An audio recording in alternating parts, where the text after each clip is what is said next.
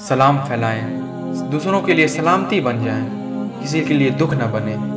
मेरे नबी ने मोहब्बत करना सिखाया, मेरे नबी ने सलाम फैलाया, मेरे नबी ने दूसरों को माफ़ करना सिखाया। मेरे नबी ज़िंदगी भर अपने लिए किसी से नाराज़ नहीं रहे। आयशा रज़ियल्लाहु ताला अन्हा ने मेरे नबी से कहा, या रसूल अल्लाह, आपको सबसे ज़्यादा तकलीफ़ कहाँ हुई? आपने फरमाया, ताइफ में। 23 बरस में सबसे ज़्यादा तकलीफ़ ताइफ में मेरे नबी को हुई, जिन्होंने इतनी तकलीफ़ पहुँचाई। जब उनसे बदला लेने का वक्त आया, क्या कहा कि मैं रहमत बन के आया हूँ, मैं इन्हें सज़ा नहीं दूंगा, मैं इन्हें माफ़ करता हूँ। ये मेरे पर ईमान नहीं लाए तो क्या हुआ? शायद इनकी नस्लों में मेरे पर कोई ईमान ले आए।